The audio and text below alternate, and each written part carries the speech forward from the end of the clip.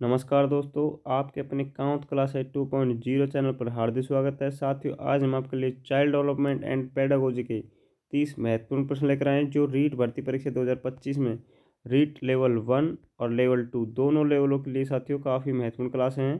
तो साथियों, माध्यमिक शिक्षा बोर्ड द्वारा किस तरह के प्रश्न पूछे जाते हैं और किस तरह के प्रश्न आने की संभावना, इन सभी पर हम एनालिसिस करेंगे, वाक्यात्मक डिस्कस करेंगे। साथियों, माध्यमिक शिक्षा बोर्ड ने अब तक रीट भर्ती परीक्षा के 2011 से लेकर 2022 तक जितने भी पेपर करवाए उन सभी प्रीवियस पेपर का हम व्याख्यात्मक एनालिसिस करवा रहे हैं।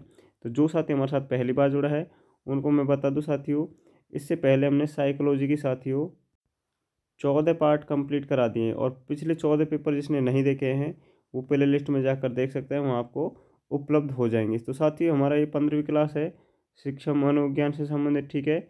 और साथियों, सारे पेपर हमने व्याख्यात्मक एनालिसिस करे हैं, तो प्ले लिस्ट में जाकर उनको देख लें।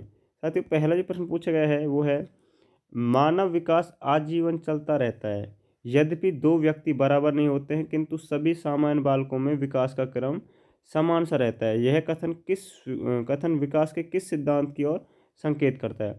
सतत विकास की ओर करता है, परस्पर संबंध की ओर करता है, समान प्रतिरूप की तरफ करता है, या फिर सामान्य से विशिष्ट की ओर करता है? तो साथियों, इस प्रश्न का जो सही उत्तर होगा वो होगा कि समान प्रतिरूप का सिद्धांत। C option is the correct answer. दोस्तों, जिसमें जो दो व्यक्ति होते हैं उनकी जो दर होती है साथियों वो अलग अलग होती है, ठीक है। बराबर नहीं होती, अलग अलग होती है, और क्रम बिल्कुल समान होता है। तो ये समरूपता का सिद्धांत है जो कहता है, ठीक है। सी ऑप्शन इसका बिल्कुल सही उत्तर होगा। दोस्तों, जो विकास है इसमें लगातार जो बच्चा है उसका विकास होता है, निरंतर चलता रहता है। तो ये निरंतरता बताता है, विकास की निरंतरता को दर्शाता है। साथियों, परस्पर संबंध का जो सिद्धांत है उसमें होता क्या है कि जो ये सिद्धांत है ये एक तो थॉर्नडाइक ने दिया था, ये आपको पता होना चाहिए। इसमें बालक की जो सभी विकास जो है वो एक दूसरे से क्या होते हैं, संबंधित होते हैं। जितने विकास के पहलू हैं एक दूसरे से संबंधित होते हैं। इसके अलावा साथियों, सामान्य से जो विशिष्ट सिद्धांत है इसमें जो विकास है साथियों वो खंडों में किया जाता है। तो ठीक है, ये आपको पता होना चाहिए कि किसी समस्या को छोटे छोटे हिस्सों में बांट कर किया जाता है, ठीक है।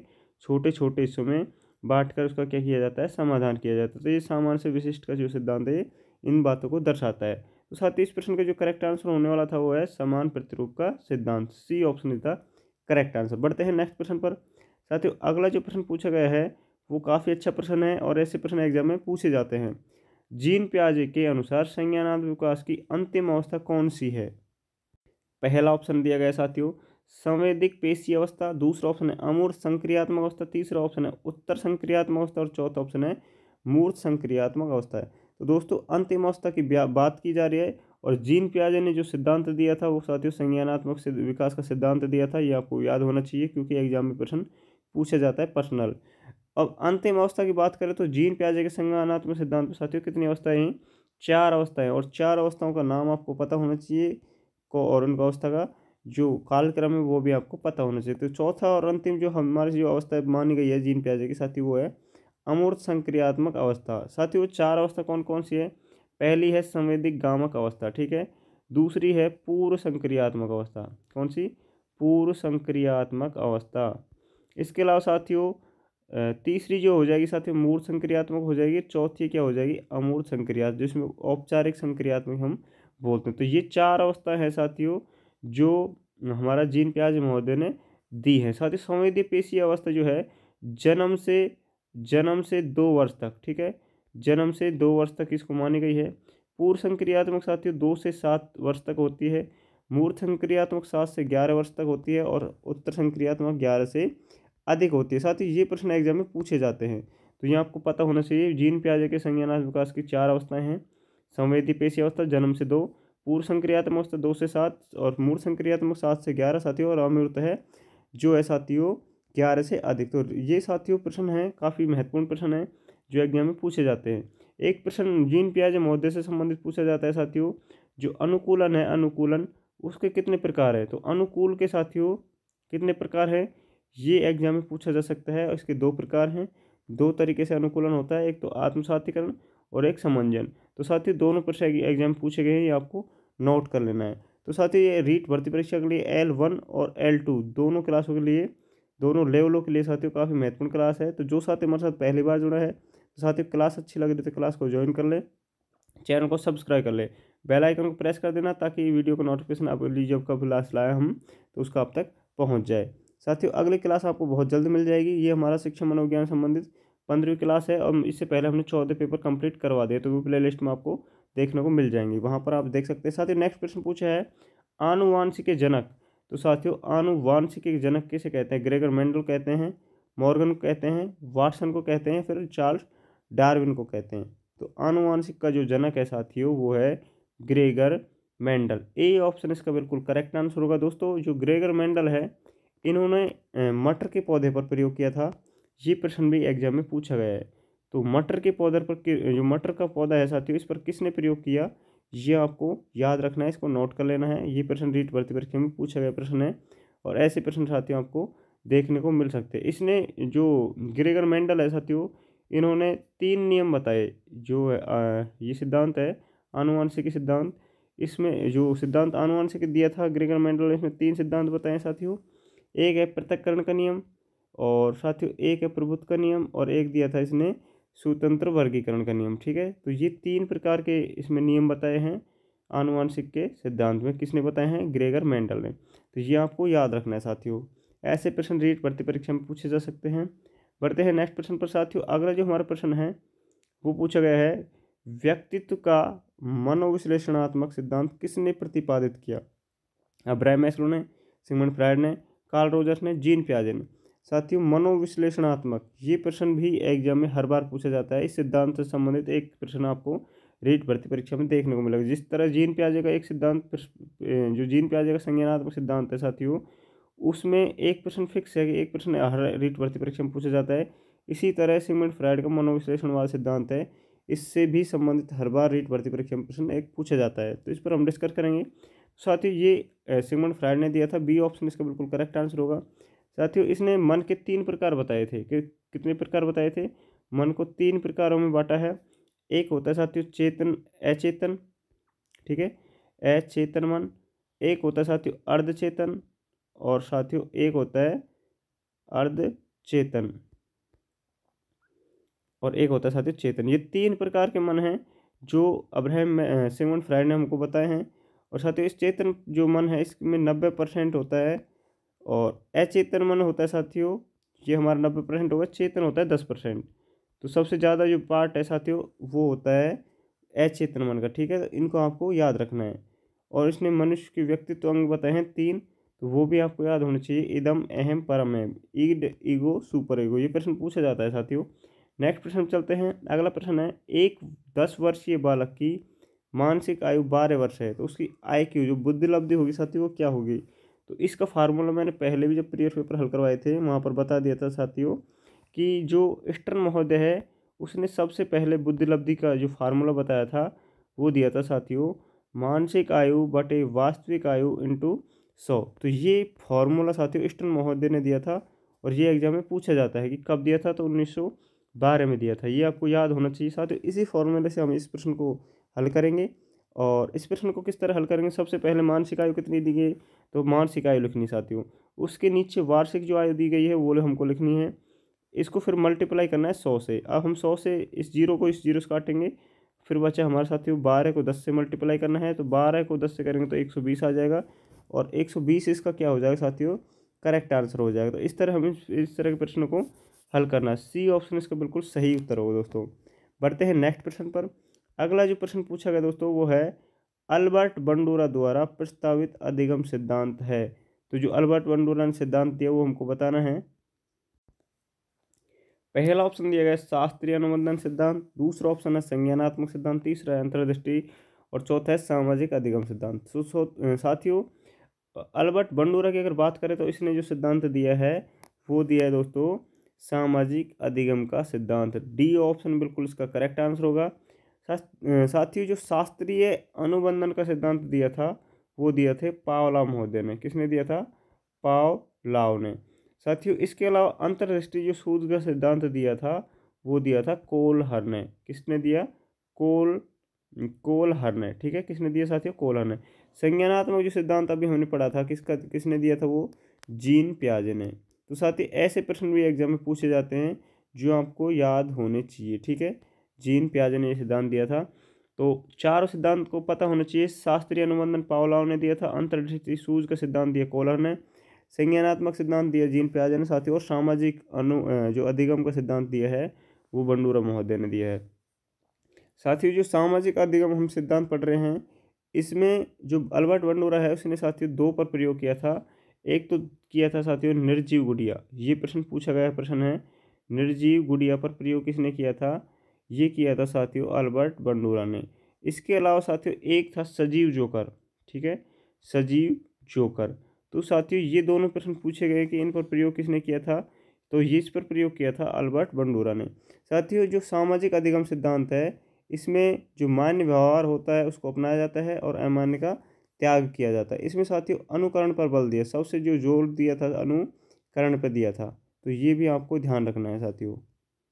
पूछा गया प्रश्न है माध्यमिक शिक्षा बोर्ड द्वारा कि जो सामाजिक अधिगम सिद्धांत है इस पर सबसे ज़्यादा जो बल दिया गया है, सबसे ज़्यादा जोर दिया गया है, वो किस पर दिया गया है? तो वो दिया गया है अनुकरण पे साथियों, ठीक है। तो इस तरह के प्रश्न एग्जाम में पूछे जाते हैं, ये आपको नोट कर लेना है साथियों। एक अंतर्दृष्टि सूझ का जो सिद्धांत कोहलर महोदय ने दिया था, इसमें भी पूछा जाता है कि प्रयोग किस पर किया था, तो चिंपाजी, साथियों चिंपाजी पर प्रयोग किया था, और यहाँ पर चिंपाजी का नाम सुल्तान रखा गया था, ये आपको ध्यान रखना है। शास्त्रीय अनुबंधन जो सिद्धांत है साथियों, शास्त्रीय अनुबंधन पावलोव महोदय ने दिया था, और इसका जिस पे प्रयोग किया था उस पर किया था कुत्ते पर, ठीक है, कुत्ता पर इस पर इस जो सिद्धांत है इसका प्रयोग किया था, इस कुत्ते की लार पर किया था इस पर भी, ठीक है, कुत्ते की लार पर। तो ये प्रश्न एग्जाम में पूछे जाते हैं जो आपको याद रखने हैं साथियों। नेक्स्ट जो हमारा प्रश्न पूछा गया है वो है रेमंड कैटल द्वारा कितने व्यक्तित्व कारक प्रस्तावित किए गए? तो साथियों 5 किए गए, 14 किए, 16 किए, 8 किए। ये दूसरी बार प्रश्न आया साथियों, हम जब प्रीवियस पेपर एनालिसिस करवा रहे थे वहाँ पर पहले भी ये प्रश्न आ चुका है। तो कैटल महोदय द्वारा साथियों 16 पीएफ कारक मापनी है वो बताई गई है। सी ऑप्शन इसका बिल्कुल सही उत्तर हो। साथियों व्यक्तित्व कारक अगर सिद्धांत करें हम व्यक्तित्व की, तो व्यक्तित्व का जो शील गुण का सिद्धांत है साथियों, 3 जो मनोवैज्ञानिक उन्होंने मिलकर दिए थे शील गुण, और शील गुण पर एक तो कैटल महोदय है जिन्होंने सिद्धांत दिया है साथियों। इसके अलावा साथियों एक ऑलपोर्ट है जो भी शील गुण से संबंधित है। जो शील गुण है साथियों उसके प्रकार बताए हैं या इसका सिद्धांत दिया है। एक हैंस आई जैक है साथियों, हैंस आई जैंग। साथियों ये कुछ प्रश्न हैं जो एग्जाम में पूछे जाते हैं शील गुण के सिद्धांत से संबंधित। अगर आपसे पूछा जाए तो कैटल महोदय है, ऑलपोर्ट है, इसके अलावा हैंस आई जैक है साथियों। इसमें आपको ध्यान रखना है कैटल जो है साथियों, इन्होंने जो शील गुण बताए हैं वो साथियों काफ़ी महत्वपूर्ण है। इसमें 16 पीएफ मापने का प्रयोग किया था। ऑलपोर्ट महोदय ने जो शील गुण है साथियों उसके 3 प्रकार बताए, तो ये भी आपको याद रखना है, ठीक है। ऐसे प्रश्न एग्जाम में पूछे जाते हैं साथियों। आपको हमारी क्लास कैसी लग रही है कमेंट करके बताएं और अपने दोस्तों के साथ शेयर कर दें। आप साथियों शेयर करते नहीं हैं तो शेयर ज़रूर कर देना। नेक्स्ट प्रश्न पूछा गया है निम्न में से कौन सा मास्लो की आवश्यकताओं के पदानुक्रम में सम्मिलित नहीं है? तो साथियों ये प्रश्न आपको बताना है। ध्येय की आवश्यकता है, व्यक्तिवाद एवं अहमवाद समूह, स्नेह एवं संबंधता, आत्मसिद्धि। तो आपको पता होगा साथियों अब्राहम मास्लो ने आवश्यकता का सिद्धांत दिया था, इसमें मांग और आवश्यकता बताई थी। तो अब्राहम मास्लो की ये 5 मांग थी इसमें साथियों, और वो 5 मांगों को आपको क्रम भी याद होना चाहिए। शारीरिक मांग है, सुरक्षा की मांग है, सम्मान या प्रेम की मांग है साथियों, समाज की मांग है और आत्म सिद्धि की मांग है। तो ये 5 मांग इसमें बताई थी। तो ये साथियों 5 मांग आपको याद होनी चाहिए। और इसमें जो नहीं है वो है व्यक्तिवाद एवं समूहवाद। तो बी ऑप्शन इसका बिल्कुल करेक्ट है, क्योंकि इसमें साथियों नहीं पूछा है तो बी उत्तर इसका बिल्कुल सही हो जाएगा साथियों। बढ़ते हैं नेक्स्ट प्रश्न पर। अगला जो प्रश्न पूछा गया साथियों वो है, ये प्रश्न साथियों दूसरी बार आया है, ये प्रश्न भी इससे पहले पूछा गया था। एक व्यक्ति में एक समय पर 2 विपरीत इच्छाओं का होना कहलाता है द्वंद्व, कुंठा, चिंता या दबाव। तो साथियों एक समय पर 2 विपरीत इच्छा आ रही हैं, तो वहाँ पर जो कहलाएगा वो क्या कहलाएगा साथियों? वो कहलाएगा द्वंद्व। ए ऑप्शन इसका बिल्कुल करेक्ट आंसर हो जाएगा साथियों। कुंठा क्या होती है? कुंठा भी एग्जाम में पूछा गया प्रश्न है। जब किसी व्यक्ति के मन में कुछ पाने की इच्छा हो, ध्यान रखना, जब किसी व्यक्ति के मन में कुछ पाने की इच्छा हो लेकिन ये समस्या है कि उसको पाने की परिस्थिति नहीं हो, तो वहाँ पर जो शिकार होता है वो बच्चा किसका होता है? कुंठा का शिकार होता है। किसी चीज़ को पाने की तीव्र इच्छा हो रही है लेकिन उसको प्राप्त नहीं कर सकता, ऐसा उसकी परिस्थिति नहीं है, तो उसमें कुंठा जैसी समस्या का सामना करना पड़ता है। तो ये रीट भर्ती परीक्षा में पूछा गया प्रश्न है, आपको याद रखना है। नेक्स्ट प्रश्न पूछा गया साथियों, निम्नलिखित में से कौन सा अनुसंधान स्टीफन कोरे से संबंधित है? आधारभूत अनुसंधान, व्यवहारात्मक अनुसंधान, वैज्ञानिक अनुसंधान, क्रियात्मक अनुसंधान। साथियों इसमें जो सिद्धांत है वो स्टीफन एम कोरे ने दिया था, वो है साथियों क्रियात्मक अनुसंधान। और क्रियात्मक अनुसंधान होता क्या है साथियों? इसमें साथियों किसी भी समस्या है जो उसका तत्काल समाधान, ठीक है, तुरंत समाधान होना चाहिए, और उससे संबंधित है क्रियात्मक अनुसंधान। तो तत्काल समाधान करने वाली जो वो है साथियों अनुसंधान, उसका नाम है क्रियात्मक अनुसंधान। किसी भी समस्या हो साथियों उसका तुरंत समाधान निकलता है। इस सिद्धांत की अगर बात करें साथियों क्रियात्मक अनुसंधान, तो क्रियात्मक अनुसंधान में जो एंडरसन महोदय है, ये प्रश्न रीट भर्ती परीक्षा में पूछा गया था। एंडरसन ने जो क्रियात्मक अनुसंधान के सोपान बताए थे साथियों, वो कितने सोपान बताए थे, ऐसे प्रश्न आया था। तो एंडरसन ने सोपान जो बताए हैं क्रियात्मक अनुसंधान में, वो 7 सोपान बताए थे साथियों, और वो 7 सोपान आपके याद होने चाहिए, ठीक है। तो ऐसे प्रश्न रीट भर्ती परीक्षा में पूछे जाते हैं साथियों। ये पीरियड पेपर है, और इस आधार पर हम लेवल पता लगा सकते हैं कि माध्यमिक शिक्षा बोर्ड द्वारा प्रश्न पत्र कैसा बनाया जाता है। नेक्स्ट जो प्रश्न है साथियों वो है, व्यक्तिगत भिन्नता को निर्धारित करने में निम्न में से कौन सा जैविक कारक नहीं है? जो नहीं है वो हमको बताना है। आनुवंशिकता, जन्मजात स्वभाव, अभिभावक बालक संबंध, शारीरिक स्वास्थ्य। इस प्रश्न का जो करेक्ट आंसर होने वाला है साथियों, अभिभावक संबंध बालक संबंध जो है, ये इसका बिल्कुल जैविक कारक नहीं है। तो सी ऑप्शन इसका बिल्कुल सही उत्तर हो जाएगा। बढ़ते हैं नेक्स्ट प्रश्न पर साथियों। अगला जो प्रश्न पूछा गया वो है, डाउन लक्षण जो संलक्षण है, इसका कारण है। तो ये प्रश्न भी पहले पूछा गया था, पिछली बार पूछा था कि जो डाउन लक्षण होते हैं उसका संबंध किससे है, और इस बार कारण पूछा है। तो साथियों इसमें जो कारण है वो है त्रिगुण सूत्रता, ठीक है। बी ऑप्शन इसका बिल्कुल सही उत्तर होगा। क्या होगा? B is the correct answer. बढ़ते हैं नेक्स्ट प्रश्न पर साथियों। अगला पूछा गया है कि विश्वसनीयता की अवधारणा से आशय है। तो विश्वसनीयता की बात करें तो निर्देश की वस्तुनिष्ठता, मापन का उद्देश्य, प्राप्तांकों की बारंबारता, और गणना की समरूपता। तो साथियों विश्वसनीयता होती है गणना की समरूपता। कितनी बार भी गणना कर लो उसकी समरूपता समाप्त नहीं होगी। तो D option is the correct answer. तो ये साथियों ऐसे विश्वसनीयता है, वैधता है, ऐसे प्रश्न आपको ध्यान रखने हैं। ये भी प्रश्न एग्जाम में बार बार पूछे जाने वाले प्रश्न हैं। नेक्स्ट प्रश्न जो पूछा गया साथियों वो है, निम्नलिखित में से कौन सा प्रक्षेपीय परीक्षण का उदाहरण नहीं है? टीएटी, एससीटी, ड्राईमैन, या फिर एमएमपीआई। तो साथियों जो प्रक्षेपीय विधि की अगर बात करें, प्रक्षेपीय परीक्षण की बात करें, तो उसका उदाहरण जो नहीं है वो नहीं है साथियों एमएमपीआई, ठीक है। डी ऑप्शन इसका बिल्कुल करेक्ट आंसर होगा। बाकी टीएटी है, सीटी है, ड्राईमैन है, इसके अलावा साथियों डब्ल्यूएटी, ये कुछ परीक्षण है जो प्रक्षेपीय परीक्षण है, जो साथियों आपको पता होने चाहिए। तो डी ऑप्शन है साथियों जो नहीं है, ठीक है। बढ़ते हैं नेक्स्ट प्रश्न पर साथियों। जो नेक्स्ट प्रश्न पूछा गया वो है, बहुबुद्धि का सिद्धांत किसने प्रतिपादित किया? काफ़ी महत्वपूर्ण प्रश्न है साथियों। ऐसे प्रश्न रीट भर्ती परीक्षा में आपको देखने को मिल सकते हैं। तो ये दिया था हावर्ड गार्डनर ने, जीन पियाजे ने, डेविड वेसलर ने, एरिक एरिक्सन ने। तो साथियों बहुबुद्धि का जो सिद्धांत दिया था वो दिया था गार्डनर ने, हावर्ड गार्डनर ने। ए ऑप्शन इसका बिल्कुल करेक्ट आंसर होगा। इसमें जो गार्डनर ने बहुबुद्धि के सिद्धांत पर साथियों जो बुद्धि बताई हैं वो बताई थे साथियों 8 प्रकार की, ठीक है। और वो 8 प्रकार आपके याद होने चाहिए। साथियों जो 8 प्रकार हावर्ड गार्डनर ने बताए थे उसमें कौन कौन सी है? एक तो है साथियों संगीत बुद्धि। कौन सी? संगीत, ठीक है। एक है साथियों दृश्य स्थानिक, ठीक है, दृश्य स्थानिक बुद्धि। एक है साथियों मौखिक भाषाई। कौन सी? मौखिक भाषाई। ये 3 बुद्धि साथियों हमारे संगीत होगी, दृश्य होगी, मौखिक भाषाई होगी। तार्किक गणितीय, तार्किक गणितीय बुद्धि, ठीक है, तार्किक गणितीय बुद्धि होगी हमारी साथियों। इसके अलावा साथियों शारीरिक गतिशील बुद्धि होगी, शारीरिक गतिशील बुद्धि होगी। इसके अलावा साथियों पारस्परिक होगी, पारस्परिक पारस्परिक होगी। इसके अलावा साथियों अंतः व्यक्तिक होगी, अंतः व्यक्तिक होगी, और एक प्राकृतिक बुद्धि होगी। तो ये साथियों 8 प्रकार की बुद्धियाँ हैं जो रीट भर्ती परीक्षा में पूछी गई है कि बहुबुद्धि के सिद्धांत में हावर्ड गार्डनर ने कौन सी बुद्धि प्रतिपादित नहीं की थी। तो 8 बुद्धियों का आपको नाम पता होना चाहिए, और इससे जो भिन्न है साथियों वो इससे संबंधित नहीं होगी। तो ऐसे प्रश्न भी रीट भर्ती परीक्षा में पूछे जाते हैं, इसलिए मैंने आपको नाम बताया है।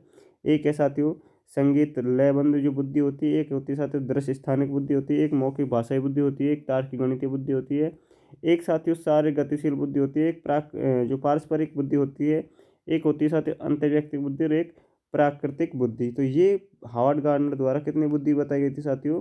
8 प्रकार बताए गए। तो ये आपको नोट कर लेना है साथियों। इसका जो सही उत्तर था वो हो गया गार्डनर महोदय, जो बहुबुद्धि का सिद्धांत प्रतिपादित किया था। नेक्स्ट प्रश्न पर चलते हैं साथियों। अगला प्रशिक्षण संबंधित से प्रश्न हमारा ये, और इसमें पूछा गया है उपचारात्मक शिक्षण किस प्रकार के बालकों के लिए प्रयुक्त होता है? तेजी से सीखने वाले, धीमी गति से सीखने वाले, प्रतिभाशाली बालक, या फिर रचनात्मक से सीखने वाले? तो इस प्रश्न का जो करेक्ट आंसर हो हमको बताना है। तो साथियों उपचारात्मक जो शिक्षण है उसमें धीमी गति से जो सीखने वाले बच्चे हैं उनके लिए ये प्रयुक्त होता है। ठीक है, उपचारात्मक शिक्षण की जरूरत पड़ती है साथियों निदानात्मक परीक्षण के बाद में। निदानात्मक शिक्षण करवाया जाता है, उसके बाद में ये परीक्षण करवाया जाता है। तो ये प्रश्न पूछा गया है कि निदानात्मक परीक्षण के बाद में कौन सा शिक्षण होता है, परीक्षण होता है? तो उपचारात्मक परीक्षण होता है। ठीक है साथियों, तो ये भी आपको पता होना चाहिए। उपचारात्मक शिक्षण जब करवाया जाता है साथियों, जो कोई समस्या है उसका समाधान करना होता है। पहले समस्या की खोज होती है, उस खोज जब करते हैं उसको निदानात्मक परीक्षण कहते हैं साथियों। बढ़ते हैं नेक्स्ट प्रश्न पर। अगला जो प्रश्न पूछा गया है साथियों वो है शिक्षा की खेलकूद विधि किस सिद्धांत पर आधारित है? तो आपको ये सिद्धांत का नाम बताना है। पहला ऑप्शन है शिक्षण की गतिविधियों से संबंधित, दूसरा है विकास और वृद्धि से संबंधित, तीसरा है शिक्षण एवं समाजशास्त्रीय सिद्धांत, और चौथा है साथियों शारीरिक शिक्षा संबंधित कार्यक्रम। तो खेलकूद की बात करें तो शारीरिक शिक्षा कार्यक्रम, डी ऑप्शन इसका बिल्कुल करेक्ट आंसर हो जाएगा साथियों। और ये हमारा साथियों 17 प्रश्न कंप्लीट हुआ। अब अगला जो प्रश्न है साथियों वो पूछा गया है NCF राष्ट्रीय पाठ्यचर्या जो है रूपरेखा, उसमें NCF नेशनल कैरिकुलम फ्रेमवर्क 2005 की राष्ट्रीय स्टीयरिंग समिति के अध्यक्ष कौन थे? कोठारी, मेहरोत्रा, यशपाल, या फिर नामूर्त? साथियों इसका जो करेक्ट आंसर है वो है proper Yashpal, C option is the correct answer. साथियों हमारी क्लास आपको अच्छी लग रही है तो क्लास को लाइक कर दें साथियों, चैनल को ज्वाइन कर ले, चैनल को सब्सक्राइब कर ले, और अपने दोस्तों के साथ शेयर जरूर कर देना साथी। जो साथी पहली बार जुड़ा है तो चैनल को ज्वाइन कर लेना और अपने दोस्तों के साथ शेयर करना ना भूलें। हमारी क्लास अच्छी लगे तो लाइक जरूर कर देना। नेक्स्ट प्रश्न पूछा है साथियों RTE अधिनियम 2009 किस आयु वर्ग के बालकों के लिए बना है? तो RTE राइट टू इन्फॉर्मेशन। साथियों RT की बात करें तो इसमें 6 से 14 वर्ष तक के जो बच्चे हैं इनको शामिल किए गए हैं। अगर आपसे विशेष रूप से पूछा जाए, जो विशेष बालक होते हैं उस आधार पर अगर पूछा जाए साथियों, तो यहाँ पर 6 से 18 वर्ष तक के बच्चों के लिए बताया गया है। ठीक है, तो ये चीज़ें हैं साथियों आपको याद रखनी। RT जो साथियों लागू हुआ था वो संपूर्ण भारत में हुआ था 1 अप्रैल 2010। ये प्रश्न भी एग्जाम में पूछा गया था, तो इसको भी आपको ध्यान रखना है साथियों। RT की अगर बात करें साथियों, शिक्षक छात्र अनुपात है धारा 25 में जो बताया गया साथियों, वो बताया गया 30:1। जो छात्रों की संख्या 30 है तो वहाँ पर एक शिक्षक होना अनिवार्य है। और ये प्राथमिक स्तर पर साथियों, उच्च प्राथमिक 35:1 माना गया है। ठीक है, 35:1 माना गया है उच्च प्राथमिक स्तर पर 30:1। ऐसे प्रश्न भी साथियों रीट भर्ती परीक्षा में पूछे गए थे। नेक्स्ट प्रश्न पर चलते हैं साथियों। अगला जो प्रश्न पूछा गया वो है निम्नलिखित में कौन सा दैहिक अभिप्रेरक नहीं है? जो नहीं है वो बताना है। उपलब्धि है, भूख है, प्यास है, नींद है। तो साथियों दैहिक की अगर बात करें तो दैहिक जो नहीं है वो है उपलब्धि। कौन सा? उपलब्धि।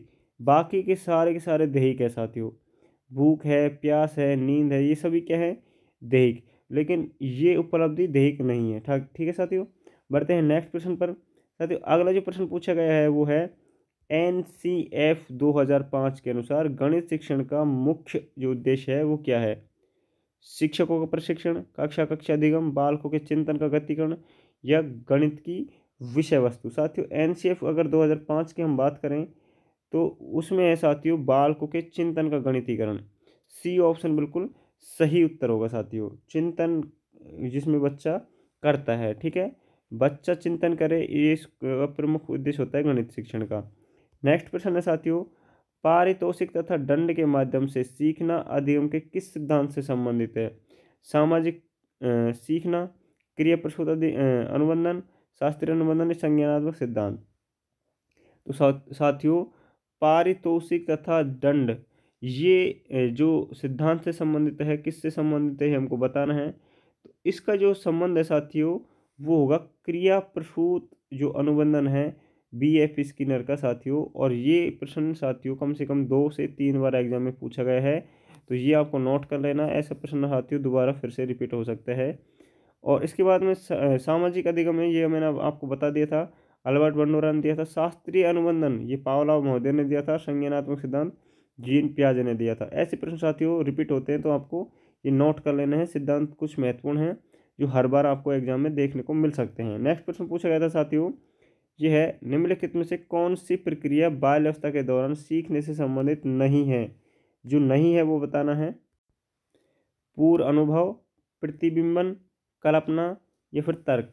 तो साथियों जो बाल्यावस्था के दौरान संबंधित नहीं है वो है साथियों पूर्व अनुभव। पूर्व जो अनुभव है साथियों वो हमारे किशोर अवस्था में आने लगते हैं, ठीक है।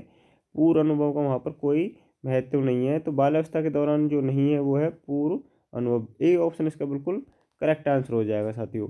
नेक्स्ट प्रश्न पर चलते हैं। अगला जो प्रश्न पूछा गया है वो है किसी विशेष कार्यक्रम या प्रशिक्षण के प्रभाव का मापन करने के लिए किस प्रकार के परीक्षणों का परिकल्पन किया जाता है। व्यक्तित्व, बुद्धि, उपलब्धि, रचनात्मक। तो साथियों इस प्रश्न का जो करेक्ट आंसर होने वाला है वो होगा उपलब्धि, ठीक है। उपलब्धि के लिए विशेष कार्यक्रम प्रशिक्षण को मापन करने के लिए साथियों परीक्षणों को परिकल्पित किया जाता है। तो सी ऑप्शन बिल्कुल सही उत्तर होगा। बढ़ते हैं नेक्स्ट प्रश्न पर साथियों। अगला जो प्रश्न पूछा गया है वो है विकास की किस अवस्था में व्यक्ति का व्यावसायिक समायोजन की समस्या का सामना करना पड़ता है। तो जिसमें सामना करना पड़े वो है वृद्धावस्था, किशोरावस्था, बाल्यावस्था या फिर शिशुअवस्था। तो इस प्रश्न का जो करेक्ट आंसर होने वाला है साथियों वो होगा किशोरावस्था, ठीक है। जिसमें क्या होता है व्यावसायिक समायोजन समस्या का सामना। और समस्या की अगर बात आ जाए तो आपको हमेशा किशोरावस्था से संबंधित बताना है, क्योंकि सबसे महत्वपूर्ण काल की अगर बात करें, कठिन काल, संघर्ष, तनाव का काल है जो साथियों कौन सा हो जाएगा, किशोर अवस्था। बढ़ते हैं नेक्स्ट प्रश्न पर साथियों। अगला जो प्रश्न दिया गया है वो है अधिगम, शिक्षण अधिगम का मनोवैज्ञानिक आधार किस पर निर्भर करता है। तो निर्भर जिस पर करता है वो हमको बताना है। तो साथियों वो किस पर निर्भर करता है ये हमको बताना है। इस प्रश्न का जो करेक्ट आंसर होने वाला है वो है सामाजिक आर्थिक स्तर पर, ठीक है। सामाजिक आर्थिक स्तर पर ये निर्भर करता है। तो इसका जो करेक्ट आंसर हो गया साथियों वो कौन सा हो गया, भाषा शैली, सामाजिक आर्थिक स्तर, विषय वस्तु या फिर अध्यापन शैली। तो सामाजिक स्तर तो साथियों नहीं होगा, ठीक है, क्योंकि शिक्षण अधिगम है जो मनोवैज्ञानिक आधार पर सामाजिक स्तर से संबंधित नहीं है। भाषा इसका आंसर नहीं होगा, विषय वस्तु इसका नहीं होगा साथियों। इसका जो संबंध है वो किससे है, अध्यापन शैली। ए जो ऑप्शन है बिल्कुल करेक्ट आंसर होगा साथियों। तो बढ़ते हैं नेक्स्ट प्रश्न पर। और मैं फिर बता रहा हूँ RT से संबंधित प्रश्न देखो ये आपको सामने आ ही गया है। ऐसा प्रश्न एग्जाम में पूछा जाता है साथियों। हर बार रीट भर्ती परीक्षा में RT से संबंधित 1 या 2 प्रश्न देखने को मिलेंगे। RT अधिनियम 2009 के अनुसार प्राथमिक जो विद्यालय है उसमें विद्यार्थी और शिक्षक का अनुपात में, यही प्रश्न साथियों मैं आपको अभी बता रहा था कुछ देर पहले। और यहाँ पर ये देखने को मिल गया 25:1 है, 35:1 है, 40:1 है या 30:1 है। तो साथियों प्राथमिक स्तर पर यहाँ पर बात की जा रही है, तो यहाँ पर जो हमको शिक्षक छात्र का अनुपात बताना है 30:1 होगा साथियों। उच्च प्राथमिक स्तर पर अगर पूछा जाता है ये, तो वो उच्च प्राथमिक स्तर पर कौन सा होगा साथियों, उच्च प्राथमिक स्तर पर होगा 35:1। यदि विद्यार्थियों की संख्या 200 से अधिक हो, प्राथमिक स्तर की बात कर रहा हूँ मैं, 200 से अधिक अगर हो जाए विद्यार्थियों की संख्या प्राथमिक स्तर पर, तो वहाँ पर 30:1 नहीं बताना साथियों, वहाँ पर बताना है 40:1। ये भी एक मोस्ट इम्पोर्टेंट बात है साथियों जो आपको नोट करनी है, ठीक है। यही प्रश्न अगर पूछा जाए लेकिन यहाँ पर विद्यार्थियों की संख्या 200 से अधिक बता दिया जाए तो आपको 40:1 बताना है। बढ़ते हैं नेक्स्ट प्रश्न पर साथियों। अगला जो प्रश्न पूछा गया वो है मध्यावधि परीक्षा का उदाहरण है। तो मध्यावधि परीक्षा है वो रचनात्मक मूल्यांकन की है, मापदंड संदर्भित मूल्यांकन की है, योगात्मक मूल्यांकन की है या फिर नैदानिक मूल्यांकन के। साथियों इस प्रश्न का जो करेक्ट आंसर हमको बताना है। तो मध्य में जो परीक्षा होती है या मध्यावधि परीक्षा का एक उदाहरण है, तो किसका उदाहरण है ये हमको बताना है। साथ ही जो योगात्मक मूल्यांकन है उसका एक भाग है मध्यावधि परीक्षा, तो योगात्मक मूल्यांकन में इसको शामिल की गई है। बढ़ते हैं नेक्स्ट प्रश्न पर साथियों। अगला प्रश्न पूछा गया कि कौन सा रोग वंशानुगत है। जो वंशानुगत रोग है वो हमको बताना है। ADHD है, फिनाइलकेटोरियनूरिया है, पार्किंसन है साथियों, ये फिर HIV एड्स है। तो वंशानुगत की अगर बात करें साथियों, जो रोग है वो है फिनाइलकीटोनुरिया। बी ऑप्शन इसका बिल्कुल सही आंसर होगा। साथियों अगला और अंतिम हमारा जो साइको का 30वां प्रश्न है वो हमारे सामने आ गया है। और साथियों हमारे 30 प्रश्न क्या हो गए, कंप्लीट हो गए। आपको हमारी क्लास कैसी लगी साथियों, कमेंट करके ज़रूर बताना। और अगर अच्छी लगी हो तो अपने दोस्तों के साथ शेयर करना। और जो साथी चैनल पर पहली बार आया, जुड़ रहा है साथियों, चैनल पर पहली बार ही आया है तो चैनल को ज्वाइन कर लेना। साथियों चैनल को ज्वाइन करने के बाद बेल आइकन को प्रेस कर देना। और आप जब भी बेल आइकन को प्रेस कर देंगे तो हमारी सारी क्लास आपके सामने प्लेलिस्ट की उपलब्ध हो जाएंगी। तो साथियों ये हमारा 15 जो पार्ट था शिक्षा मनोविज्ञान का, वो 15 पेपर कंप्लीट हुआ। इससे पहले हमने 14 पेपर करवाए दिए, वो आपको प्लेलिस्ट में मिल जाएंगे। तो साथियों हमारी क्लास हम कैसी लगी ये कमेंट करके बताना है। और इस प्रश्न का आंसर भी आपको कमेंट बॉक्स में देना है, वहाँ पर ही आपको इसका आंसर देखने को मिलेगा। धन्यवाद, मिलते हैं नेक्स्ट वीडियो में।